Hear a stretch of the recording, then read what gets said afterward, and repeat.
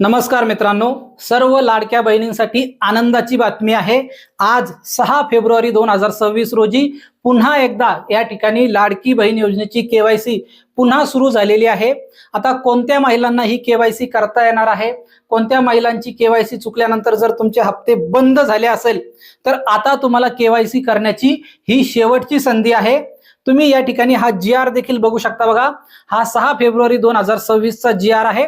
या GR मध्ये काय म्हटलेलं आहे की ज्या ज्या महिलांची केवायसी चुकली असेल किंवा बाकी असेल तर तुम्ही आता या ठिकाणी पुन्हा केवायसी करू शकता। ही शेवटची संधी असेल। तर बघा, या व्हिडिओमध्ये आपण समजून घेणार आहोत की आता केवायसी नेमकं कशा पद्धतीने करायची आहे, पुन्हा या ठिकाणी चूक होऊ नये यासाठी हा व्हिडिओ अत्यंत महत्त्वाचा आहे। शेवटपर्यंत बघा, तुमच्या सर्व नातेवाईकांना मित्रांना पाठवा। ज्यांचे लाडकी बहीण योजनेचे हप्ते बंद झाले असेल त्या सर्वांना हा व्हिडिओ पाठवा आणि योग्य पद्धतीने पर्याय त्या ठिकाणी निवडा, ज्यामुळे तुमची चूक होणार नाही आणि तुमचे हप्ते बंद होणार नाही। मित्रांनो, खूप दिवसानंतर आपण व्हिडिओ टाकला आहे। जवळपास 15-20 दिवस झाले असेल आपल्या चॅनलवर व्हिडिओ नव्हता, कारण काही नवीन अपडेट नव्हतं। लोक रोज व्हिडिओ टाकतात, लोकांना परेशान करतात, परंतु जी खरी माहिती आहे, योग्य माहिती आहे ती कोणी सांगत नाही।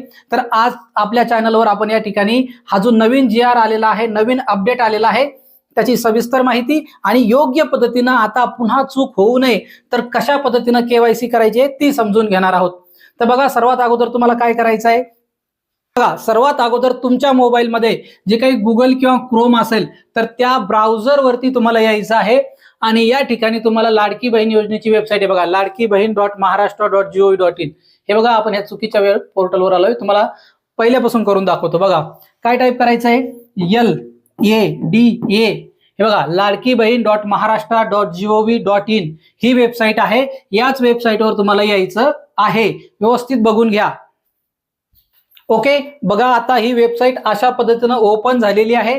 इथं काय म्हटलंय बघा, ई-केवायसी ची संधी फक्त त्या लाभार्थ्यांना आहे ज्यांच्याकडून ई-केवायसी करताना चुकीचे पर्याय निवडण्यात आले होते। तर या ठिकाणी तुम्हाला क्लिक करायचंय। इथं क्लिक केल्यानंतर तुमच्या समोर अशा पद्धतीने पेज दिसेल। बघा काय म्हटलेलं आहे, व्यवस्थित समजून घ्या, घाई करू नका। या ठिकाणी लाभार्थीचा आधार क्रमांक टाकायचा आहे।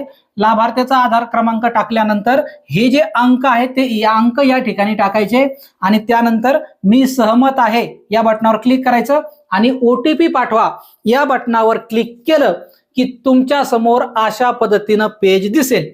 आता या ठिकाणी बघा, मी ऑलरेडी जी अगोदर केवायसी केलेली आहे ती बरोबर होती, त्यांचे पैसे देखील सुरू आहे, परंतु तुम्हाला मी स्क्रीनवर दाखवून देतो किंवा चला दाखवूनच देतो। या ठिकाणी एक आधार नंबर टाकून, ओके, बघा या ठिकाणी आपण आधार नंबर टाकलाय। इथं आपल्याला ही अंक टाकायची आहेत, कुठे किती येते बघा, 690670। ओके, हे आधार नंबर टाकला, इथं हे अंक इथं टाकले, त्यानंतर मी सहमत आहे या बटनावर क्लिक केलं, OTP पाठवा या बटनावर क्लिक केलं की बघा या ठिकाणी काय दाखवलंय। आता ध्यानात घ्या, हा आधार क्रमांक ई-केवायसी दुरुस्तीच्या यादीत नाही। याचा अर्थ तुमची जर केवायसी पूर्ण झाली असेल यशस्वीरित्या आणि योग्य पद्धतीने असेल तर इथं काय म्हणेल की हा आधार क्रमांक ई-केवायसी दुरुस्तीच्या यादीमध्ये नाही। ज्यांची केवायसी योग्य पद्धतीने पूर्ण झाली असेल त्यांना या ठिकाणी असं दाखवेल, परंतु ज्यांची केवायसी चुकली असेल त्यांना काय दाखवेल, त्यांच्या फोनवर OTP येईल आणि OTP आल्यानंतर तुम्हाला मी स्क्रीनवर दाखवून देतो। असे प्रश्न आहेत, या दोन्ही प्रश्नांना ध्यानात ठेवा, काय सांगतोय, या दोन्ही प्रश्नांना तुम्हाला नाही म्हणायचंय।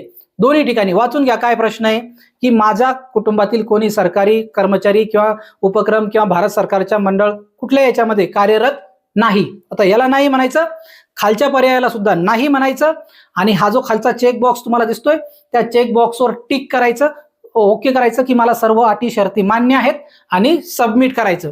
असं तुम्ही सबमिट केलं की तुमची केवायसी योग्य पद्धतीने पूर्ण होईल। मित्रांनो, हा खूप महत्त्वाचा व्हिडिओ आहे। तुमच्या सर्व नातेवाईकांना ज्यांचे केवायसी चुकली असेल अशा सर्वांना हा व्हिडिओ शेअर करा आणि अशाच महत्त्वाच्या व्हिडिओसाठी आपल्या चॅनलला सबस्क्राईब करा। हा व्हिडिओ आवडला असेल तर लाईक करा। धन्यवाद मित्रांनो, पुन्हा भेटू अशाच एका नवीन व्हिडिओमध्ये। तोपर्यंत जय महाराष्ट्र।